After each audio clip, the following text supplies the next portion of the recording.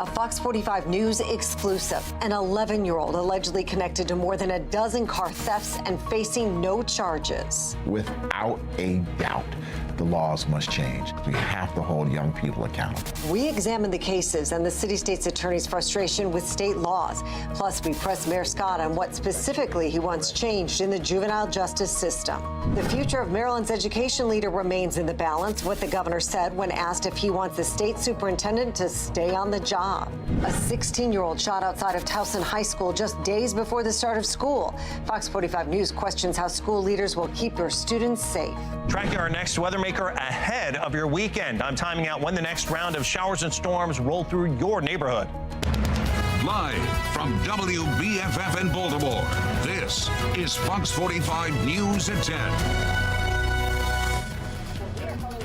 Stories tonight on the national level. We are getting a first look at the first ever mugshot of a former president. Donald Trump turned himself into Georgia authorities. We'll have more on that in just a few minutes. Closer to home, a Fox 45 News exclusive report is revealing an 11-year-old was arrested in connection with more than a dozen car thefts across our region. Good evening, everybody. I'm Mary Bubala. And I'm Kai Jackson. Now, that 11-year-old isn't facing any charges due to his age. Elected officials say the juvenile justice system isn't functioning the way it should be. Our problem is the system, and the laws just aren't working. We have team coverage as Jeff Abel continues to demand answers from your leaders about the changes they want to see within the juvenile justice system. Mackenzie Frost leads us off with her exclusive report on the 11-year-old allegedly involved in this crime spree. A string of car thefts and no charges for one kid in Baltimore County. Now, a top prosecutor is frustrated, arguing if change is not made, this activity could continue. From Essex to Dundalk, even touching Baltimore City.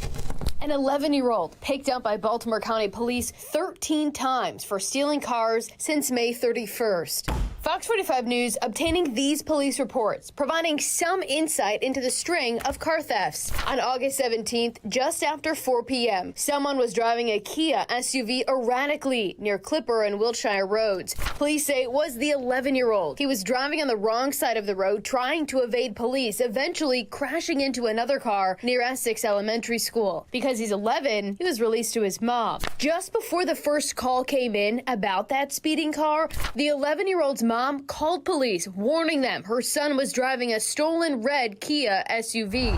The same kid picked up on August 11th, arrested in connection to a stolen Hyundai that was recovered in Baltimore City, immediately released to the family.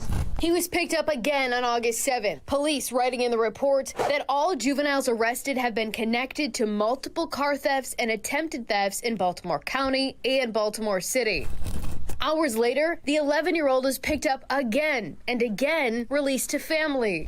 Officers picked him up on July 15th and wrote, due to his age, he was released without charge.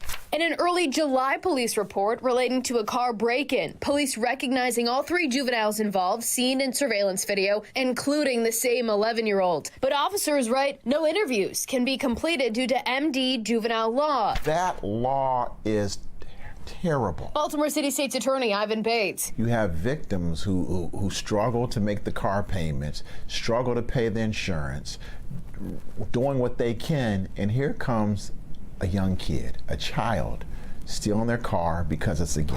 Says those juvenile laws simply aren't working. There's nothing the law will allow us to do to hold them accountable, and they're doing whatever they want. If you have 11 or 12 contacts with the criminal justice system for the same exact offense, you're competent enough to steal a car, but you're not competent enough to understand who the judge is, who the prosecutor is, or who your defense attorney is.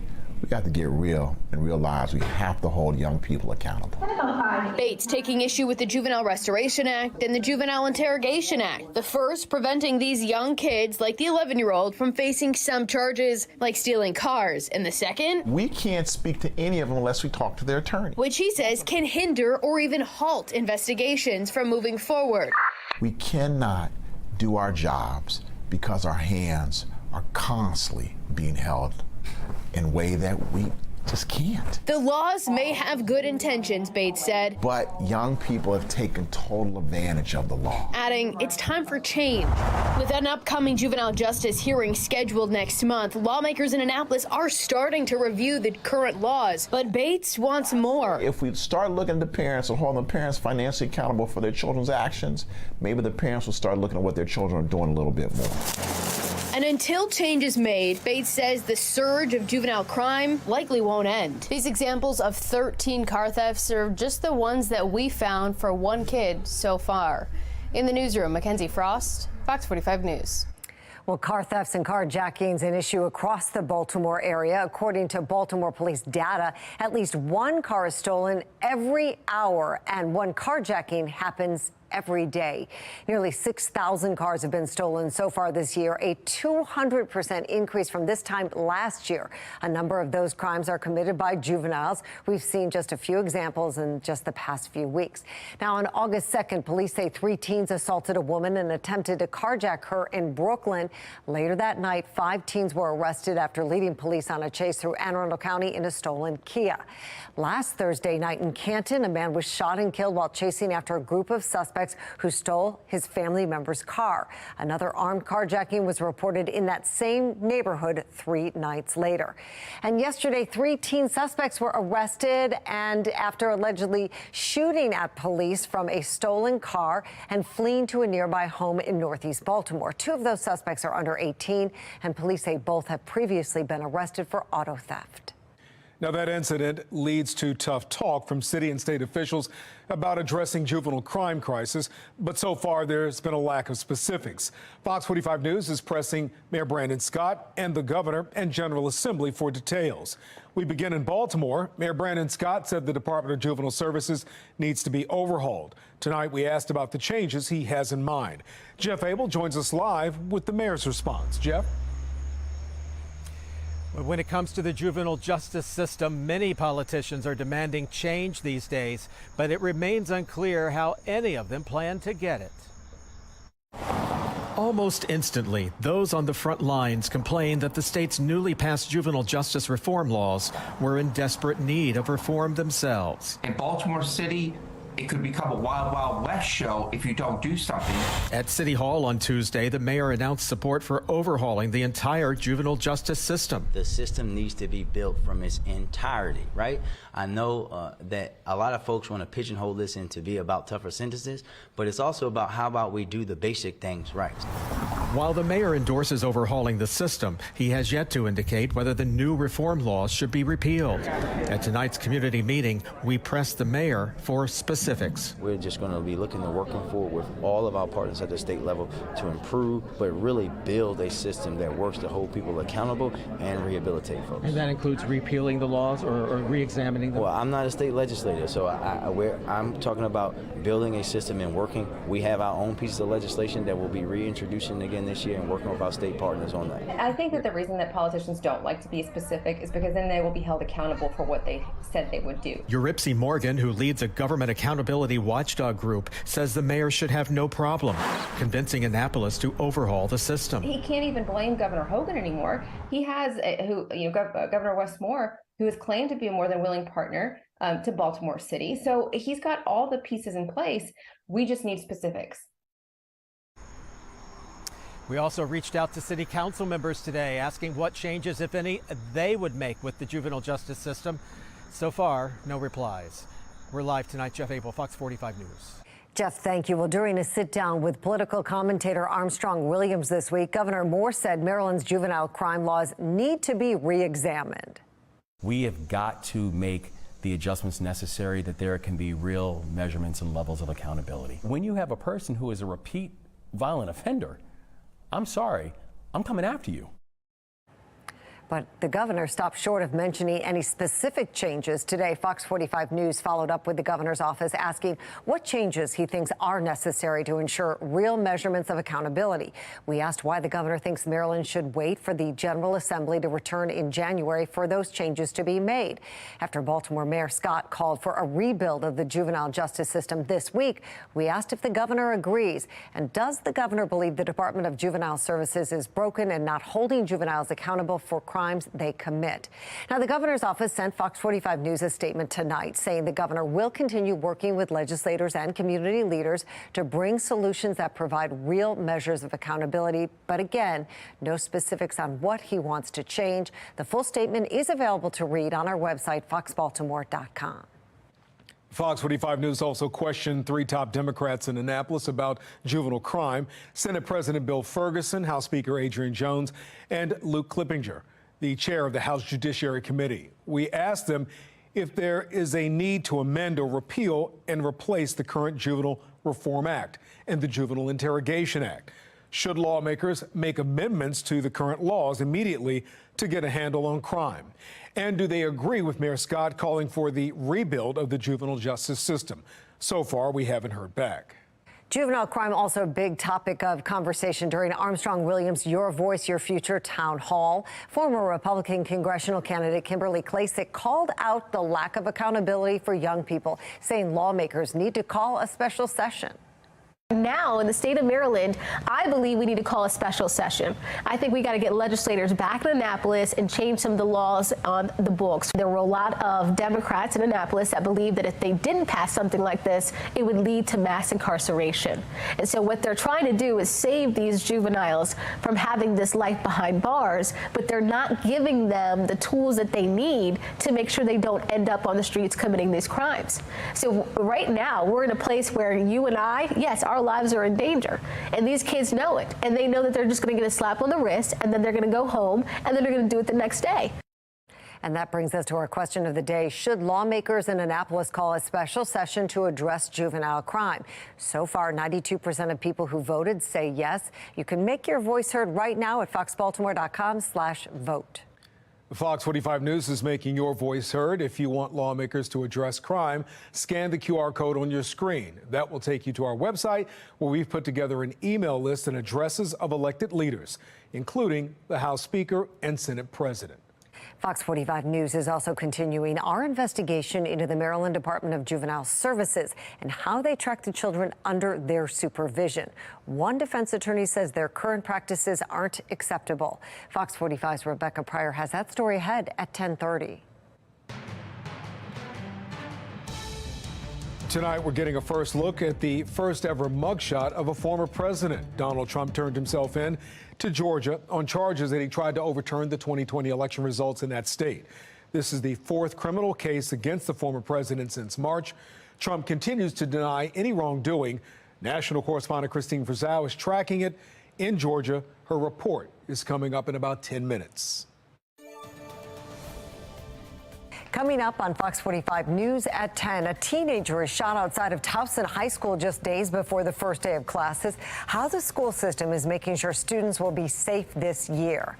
Another town hall with the acting commissioner and the mayor, and another chance for residents to voice their frustrations. How the two leaders are responding to concerns about crime. Potentially some wet roads to greet you out of our next weather maker for the Friday morning commute. I'm going to let you know if we're going to have any of this holding over into your weekend plans. My Weather Authority forecast.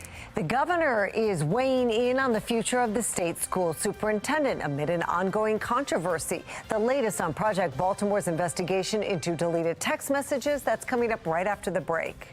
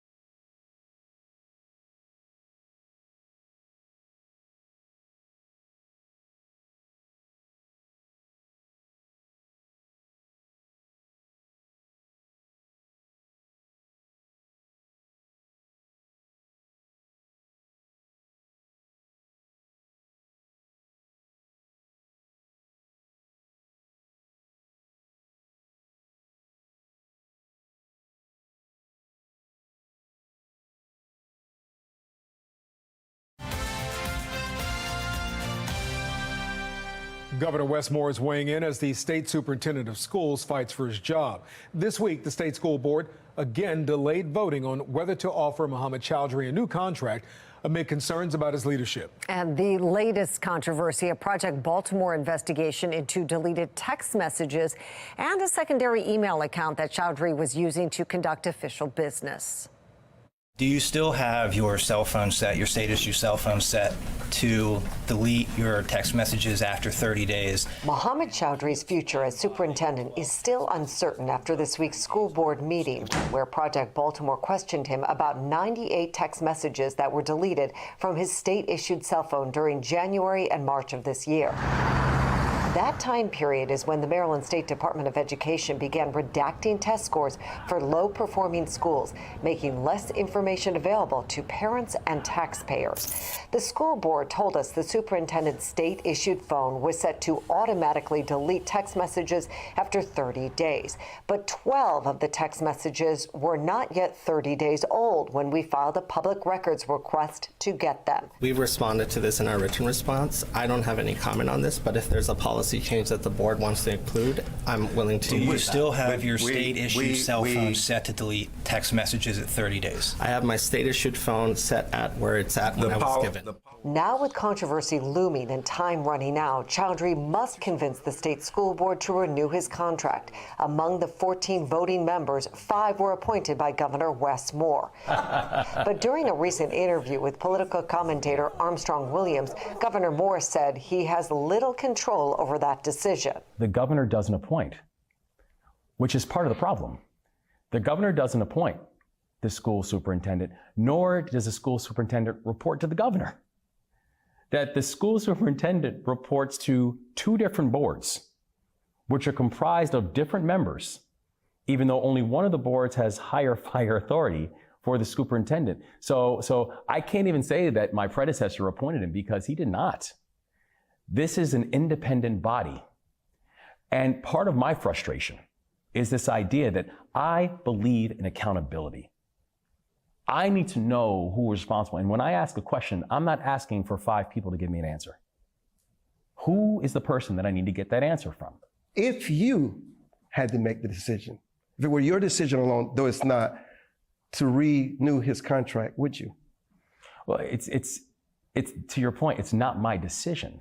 But if it were your decision, I'm asking a different question. If it were your decision, would you renew his contract? You just said accountability, transparency is critical. And these results are not where they need to be, and no one can argue that they are. And I would argue no one can argue to include the superintendent. What I also know is this, though, that this is not about personality. No. This is about performance. The performance should speak for itself. But Chowdhury appears to be addressing strained relations with state leaders in Annapolis. The Washington Post obtained a copy of this 9-page apology letter that Chowdhury sent to lawmakers on June 30th, acknowledging missteps and frustrations. As well as... But whether it will be enough to secure his job remains to be seen. Board policy says contract negotiations must be complete by the end of September.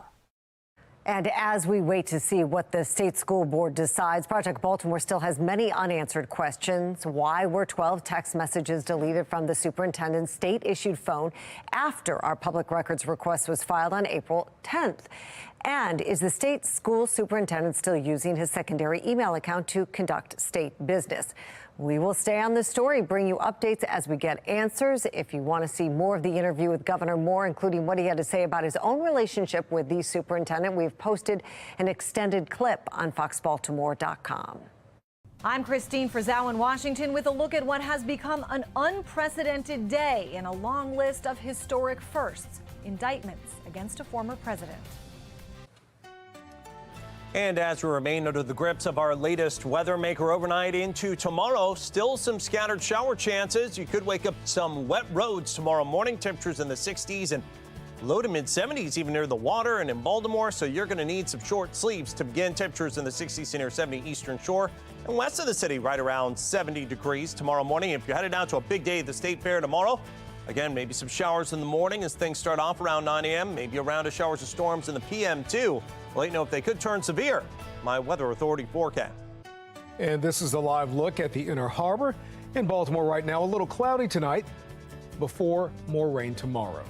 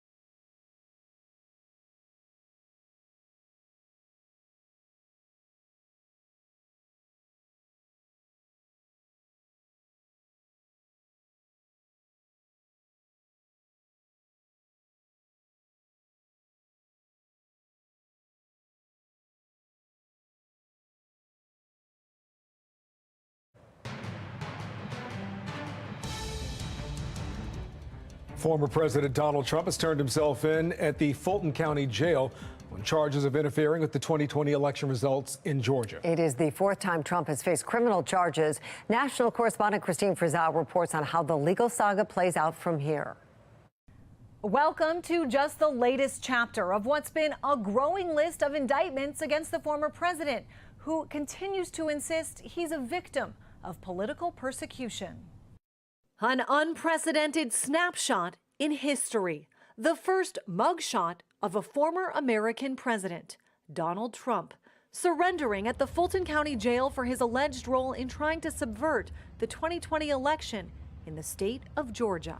He was processed and released on a $200,000 bond under an agreement he would not intimidate witnesses and co-defendants, including on social media, an agreement that legal scholars say may loom large in the case. Can they threaten revocation of bail if he says things that he believes helps his campaign, but which the authorities believe may endanger the neutrality of his case? That is a very difficult and delicate balance to strike. Trump defiant as he headed back to his plane. What has taken place here is a travesty of justice. We did nothing wrong. I did nothing wrong. Most of his 18 co-defendants have already surrendered, including 3 of his former attorneys and his former chief of staff, Mark Meadows. The 4 indictments called politically motivated by some, while others, including former Trump allies, have said the president did appear to commit several crimes. All conspiracies involve speech, and all fraud involves speech. So, free speech doesn't give you the right to engage in a fraudulent conspiracy. Some raising concerns over threats of violence. Are you worried that they're going to try and kill you? Why wouldn't they try and kill you, honestly? They're savage animals. They are people that are sick really sick. We have a country that's very fragile right now. It's a country also in the midst of the 2024 presidential campaign. 8 of Trump's rivals on stage Wednesday night for the first GOP debate, while Trump has maintained a hefty lead in the polls, which has only appeared to grow with each indictment. Looking ahead, District Attorney Fani Willis has filed a motion to set the trial date for this October 23rd. That is less than 2 months away. In Washington, I'm Christine Frizzau. The former president is now back on Twitter. Donald Trump tweeted his mugshot after 9:30 tonight with the caption, "Election interference, never surrender." It's the former president's first tweet in more than 2 years. He was banned following the Capitol insurrection, but when Elon Musk bought the platform earlier this year, he ended that ban. Coming up at 10:30, the teen hurt in a shooting on the campus of Towson High School. The changes one lawmaker is calling for in the name of protecting young people. A living room turns into an attempted murder scene. The search for this man, who investigators say walked into an apartment and opened fire. And the man with the machete, now in custody thanks to your tips. I'm Alexa Ashwell. Those cases on Maryland's Most Wanted.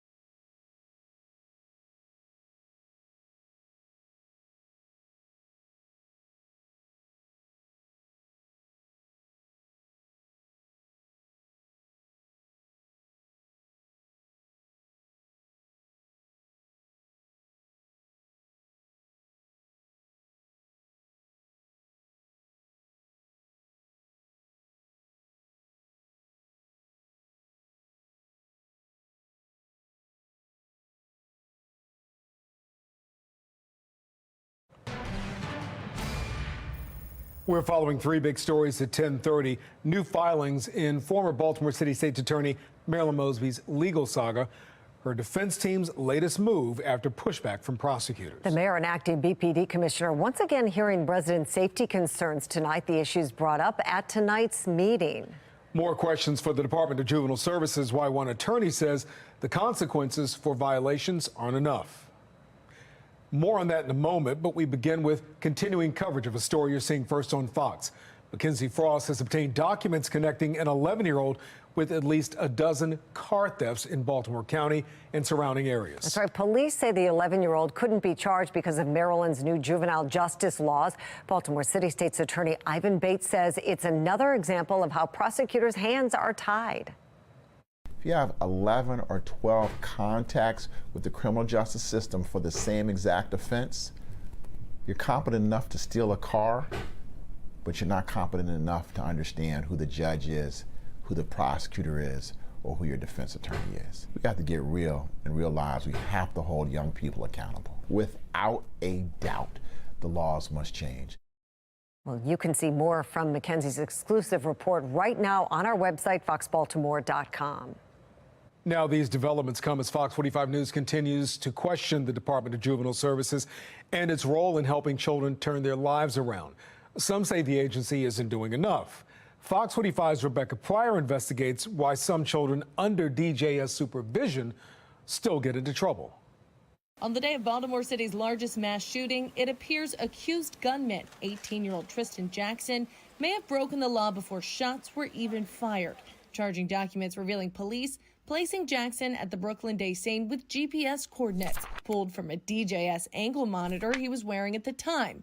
The monitor placed on Jackson back in February when he was just 17 years old after bringing a loaded gun to Monroe High School. DJS refusing to release the terms of Jackson's monitoring agreement due to confidentiality laws. But those familiar with the system say he was likely in violation of his home detention, and he's not the only teen known to do so. They're not complying with the terms that have been imposed, and they will continue to think that their actions are just not all that serious. DJS says statewide, more than 100 youth are on GPS monitors, but just 14 DJS staff are assigned to supervise them. It has to be a 24-hour monitoring, 7 days a week.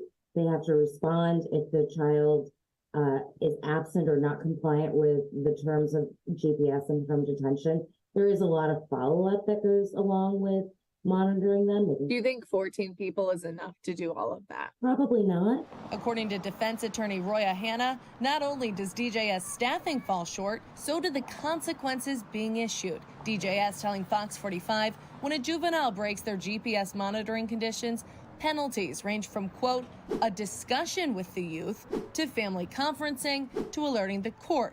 DJS adding that the court is the only entity that can put youth back into detention. Then the child knows they can go out, they can do whatever they want, behave any kind of way, and maybe they'll get a stern talking to for 10 or 15 minutes. That's not going to teach them anything. Fox 45 sending questions to DJS asking, what causes a case to be referred back to court? And how often do the courts issue additional consequences? So far, no response. The juvenile system was designed for juvenile crimes. Graffiti, little pot smoking, maybe some shoplifting. That's what it was designed for. But our kids are not at that level. Hannah arguing with kids today committing robberies, carjackings, and even murder. Major crimes should be met with major repercussions, no matter the age. They need to have consequences. That is how people learn to live in a law-abiding society, is knowing where the boundaries are and that those boundaries will be enforced. Rebecca Pryor, Fox 45 News. Political commentator Armstrong Williams hosted a town hall discussion on juvenile justice tonight. Panelists brought up their concerns with Maryland laws, especially the Juvenile Justice Reform Act, which prevents children 13 and younger from being charged with most crimes, and the Child Interrogation Act, which prohibits police from questioning children.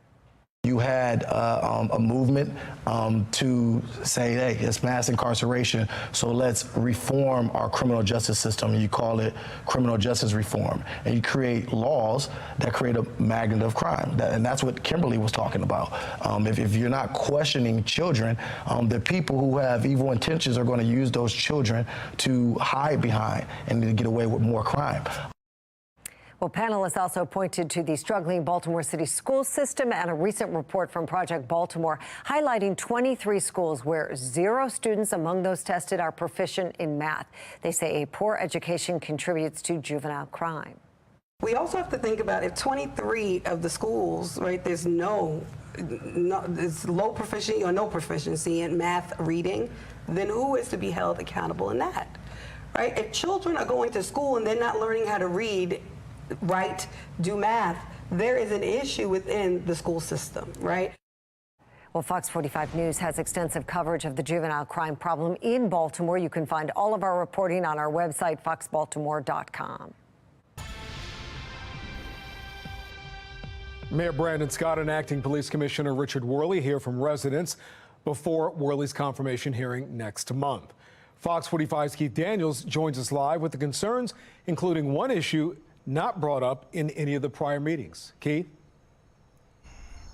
Well, Kai, we've been to all the in-person community meetings. The mayor and the acting police commissioner facing several questions about different issues. And tonight, at this community meeting, a particular issue surfaced.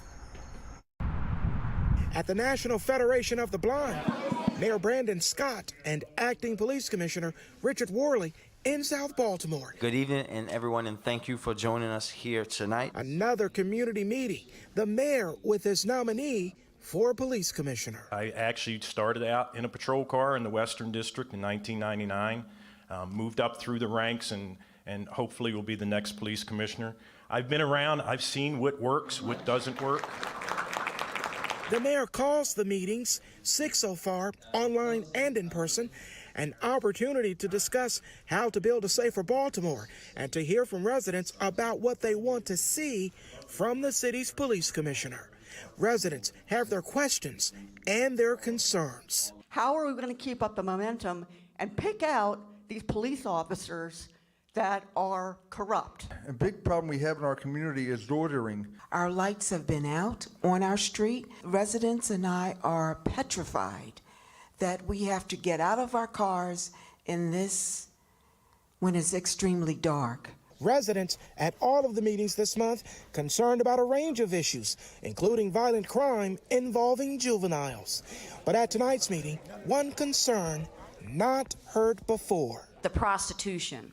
The prostitution brings the Johns in who feed the prostitutes with money. When can Morrill Park expect to see your police officers start engaging with arresting the prostitutes? We're going to try to work a strategy of diversion where we can, without arresting them, get them the services that they need. I can only tell you that we've been working on it and we will continue to work on it. Thank you all for coming. Have a great night.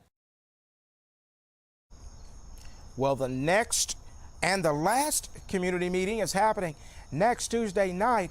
It's happening at the Greater Paradise Christian Center in East Baltimore. We're live tonight. Keith Daniels, Fox 45 News. Keith, thank you. Fox 45 News is questioning what Baltimore County Schools is doing to keep students safe after 2 incidents involving guns on school grounds in less than a week. Again, mind you, school isn't in session at this moment. Well, the first happened on Saturday outside Woodlawn High School in Baltimore County. Authorities say there were shots fired during a football clinic organized by Parks and Rec. And just last night, a 16-year-old was shot outside of Towson High School. The school system says the victim is not a Baltimore County student. Baltimore County Superintendent Dr. Miriam Yarbrough says schools will use a new software for surveillance cameras that will alert police and leaders if a gun is detected. State Delegate Kathy Shalaga, who represents some parts of the county, says that technology is a good start, but wants Annapolis to take more action on young people who have guns. Having software installed on these 7,000 cameras will make parents feel a little better about it until the law is brought up to where it needs to be that will actually bring accountability to juveniles who possess firearms. Well, Fox 45 News reached out to Baltimore County Police to find out what charges the suspect in last night's shooting could face. They would only say that's part of the investigation. The reward money in the search for Rachel Morin's killer is now at $10,000. It has been almost 3 weeks since the mother of 5 was found murdered on the Ma and Pa Trail in Bel Air. Last week, the Harford County Sheriff's Office revealed they had a suspect, but his identity is still unknown.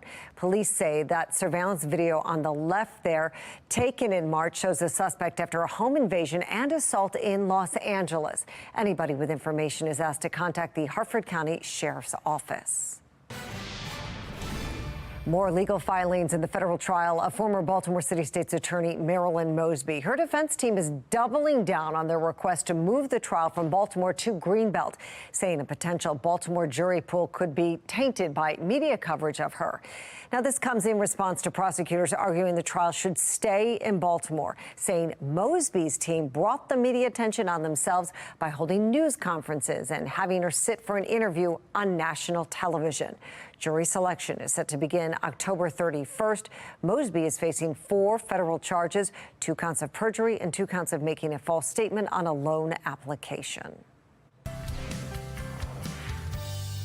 A helping hand for small businesses in Baltimore. Mayor Brandon Scott and city leaders announced a $200,000 investment in the Baltimore Main Streets program. It helps local businesses get the financial help they need to hire new employees and advertise their businesses.